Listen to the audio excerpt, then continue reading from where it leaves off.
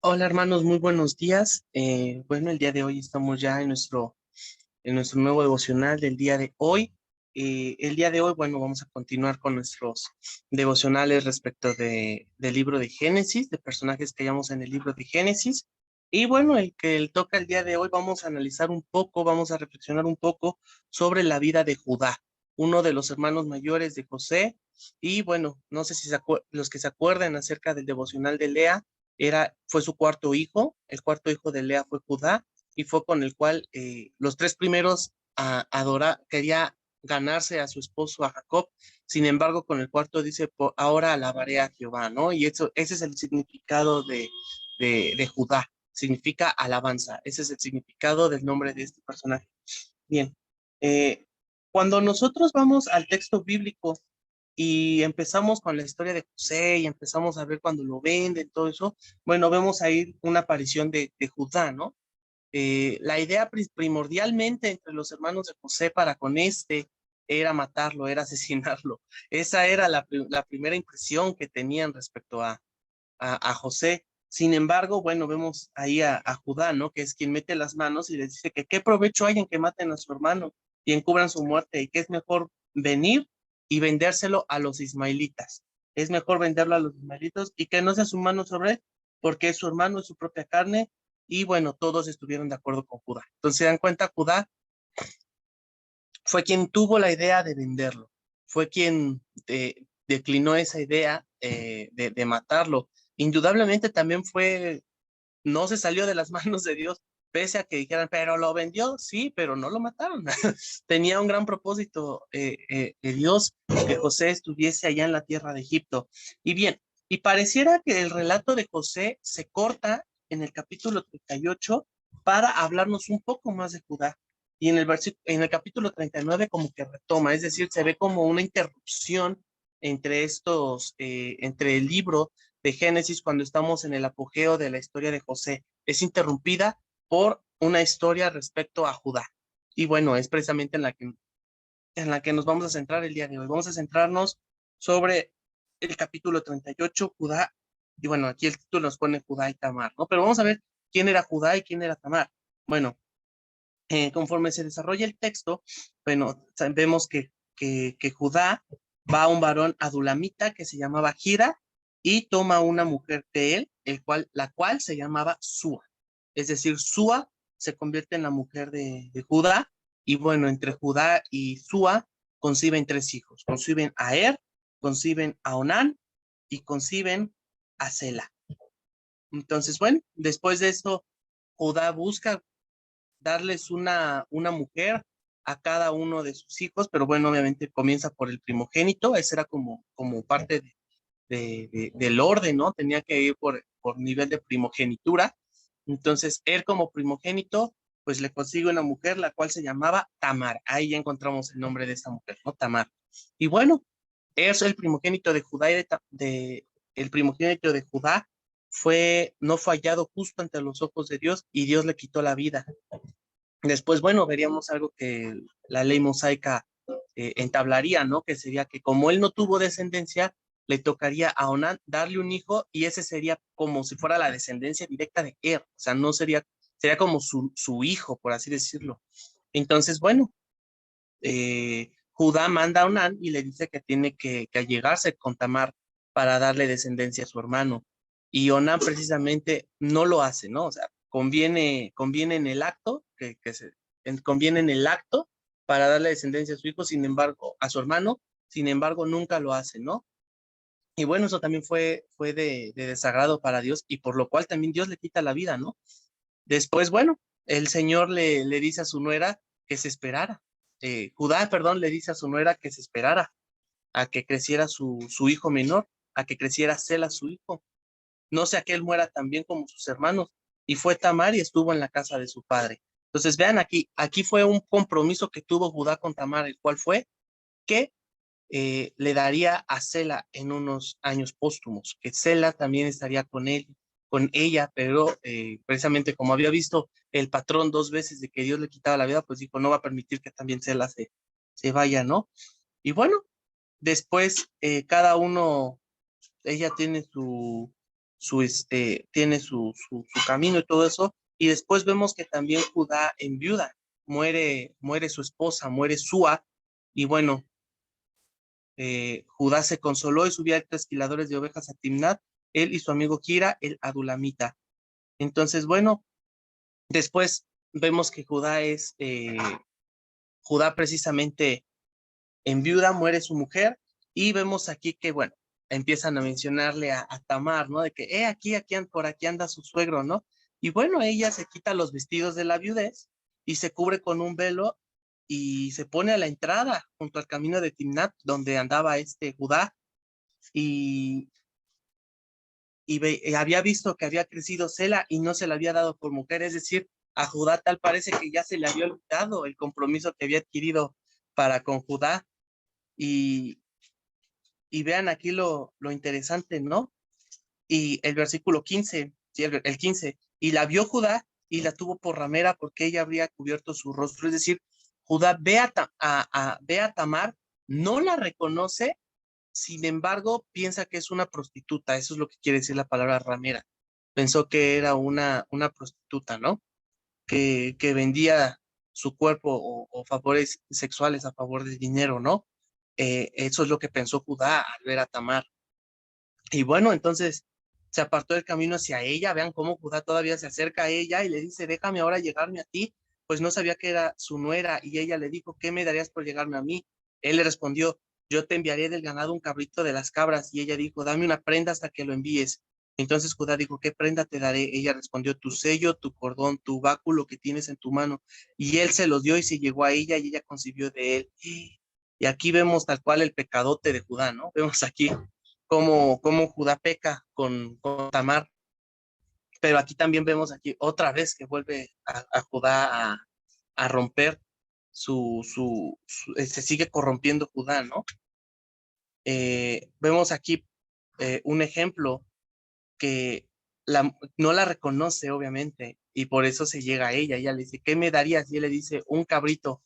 Y le dice, y mientras el cabrito llega, porque Tamar ya conocía el corazón, Tamar ya sabía los alcances de Judá, que podían ser el que no cumpliera, ¿no? Entonces le dice, y en lo que llega el cabrito y le dice, ¿qué quieres que te dé? Y es cuando le pide el cordón, el báculo, es como una garantía de que en algún momento iba a llegar el cabrito, ¿no? Y bueno, eh, entonces después vemos ahí que se manda a Judá el cabrito, sin embargo no se llega, y luego, ¿qué creen? En el versículo 24, vean lo que ocurre. Sucedió que al cabo de unos 3 meses fue dado aviso a Judá diciendo, Tamar tu nuera ha fornicado, y ciertamente está encinta a causa de las fornicaciones. Y Judá dijo, sacadla y sea quemada. Y aquí precisamente este versículo, el versículo 24, cuando vemos que Judá dice, sáquenla y quémenla y todo eso, muchas veces nos asemejamos a Judá.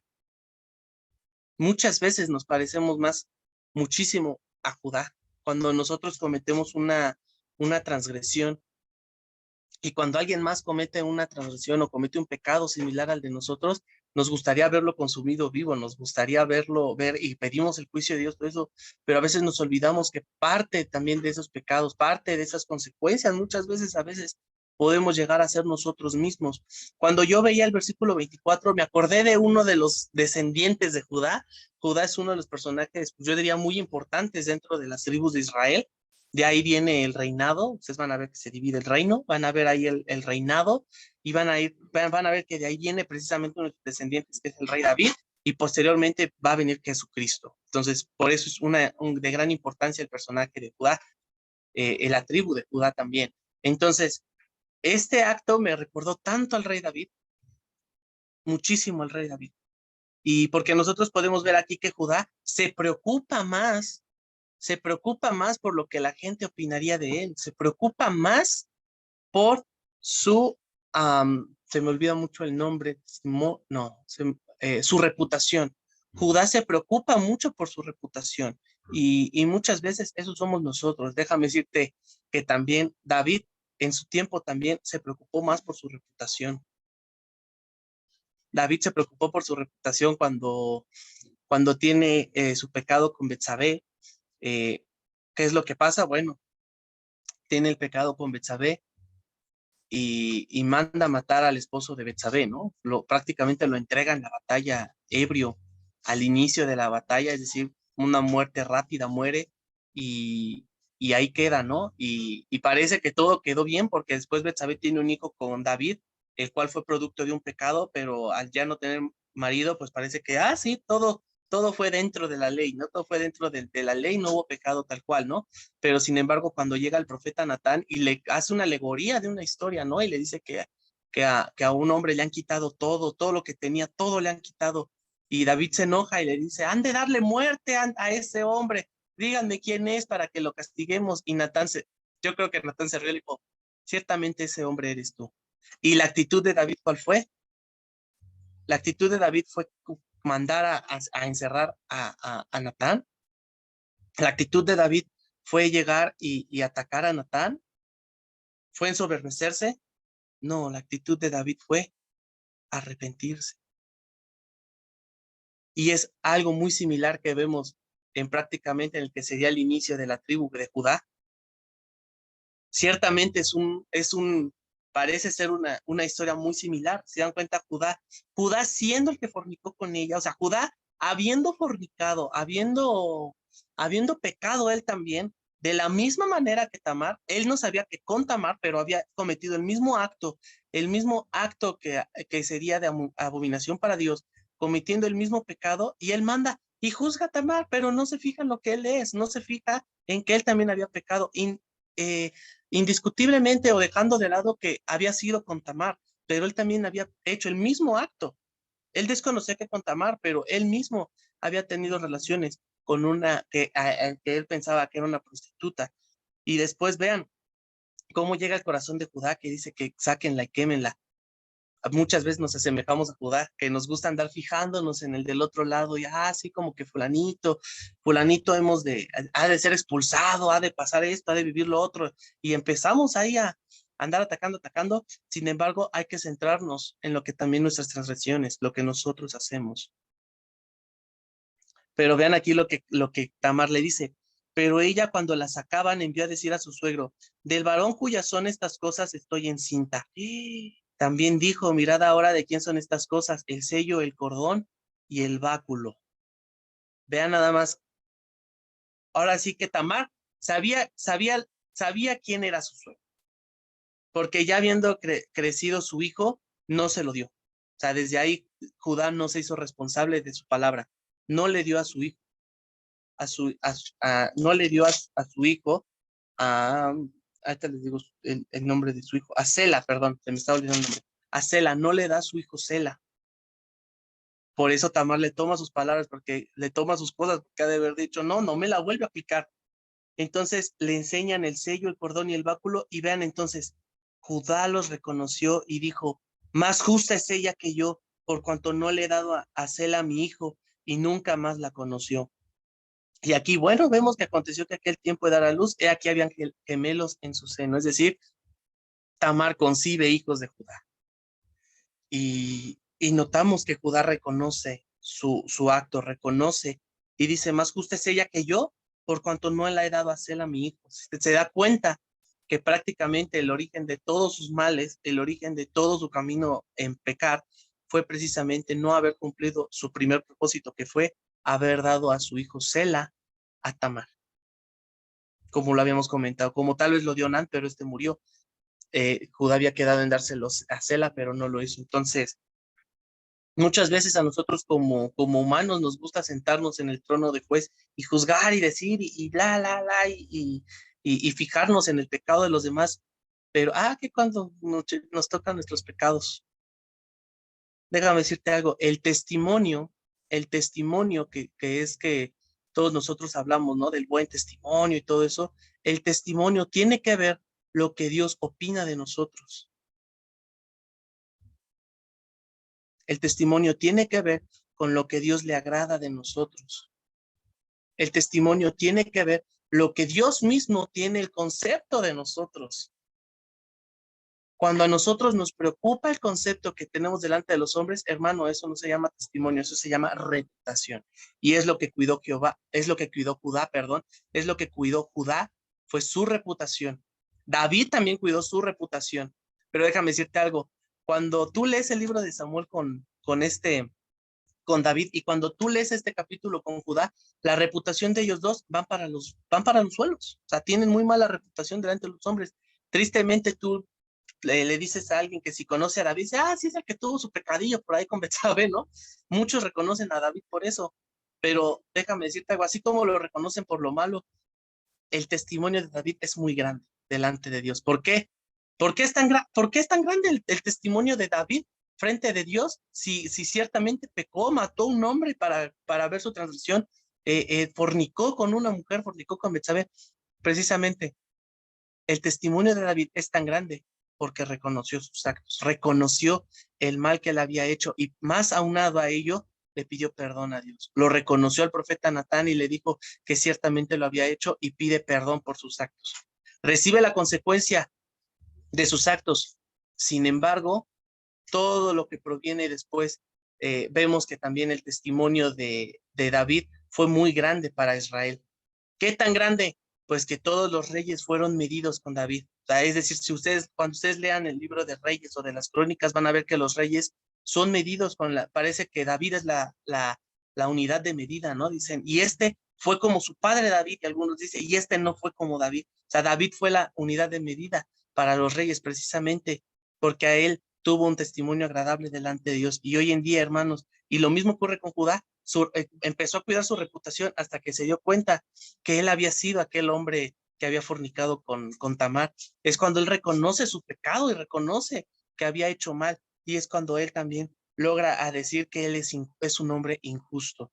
Y ese es el acto que a Dios le gusta que también lleguemos. A veces, muchas veces llegamos a Dios buscándole las manos, decirle, hazme esto, hazme el otro, hazme este milagro, hazme aquello, hazme aquel otro. Pero a Dios le agrada más cuando nosotros llegamos con un corazón sincero y le decimos todos nuestros pecados, le comentamos sobre qué es lo que hemos hecho, llegamos en una actitud de arrepentimiento. Eso también es de agrado para nuestro Dios. Eso también le gusta a nuestro Dios. A Dios le gusta más que nosotros lleguemos, nos arrepintamos delante de Él y continuemos nuestro caminar, que tener el pecado, fingir que no hay nada, ser como estos hombres, ¿no? Que se sientan y juzgan el pecado de los demás. Y ese es prácticamente el devocional que tenemos el día de hoy de Judá. Qué nos enseña Judá? Un poquito con el ejemplo de David. ¿Qué nos enseñan? Que tenemos que ser prontos a arrepentirnos, que no podemos juzgar el pecado de las demás personas. Yo no puedo atreverme a juzgar el pecado de mi hermano, de mi hermana, debidamente a que yo también soy pecador. Y de la misma manera en la que ellos pecan, yo también puedo pecar. Entonces, hermanos, el Señor es un llamado a que nos arrepintamos por nuestros diferentes actos, eh, eh, nuestros diferentes pecados que hemos de cometer. Entonces vamos a orar para despedir el devocional del día de hoy y para darle gracias a Dios por ese tiempo de meditación. Padre bendito, Señor bueno, gracias mi Dios porque nos permites leer tu palabra, acercarnos y entenderla, encontrar verdades en ella, mi Dios, que sean prácticas para nuestra vida. Mi Dios, te pedimos, Señor, por este día, Padre, que sea de alabanza para ti. Y asimismo, mi Dios, te ruego por la vida de cada uno de nosotros, Señor. Te pido, Padre, que tú nos hagas ver nuestros corazones, Padre, nuestros respectivos corazones. Que nos hagas ver, Señor, la iniquidad que hay en ellos, Señor, lo que no te alaba, que lo que no te agrada de ellos, mi Dios.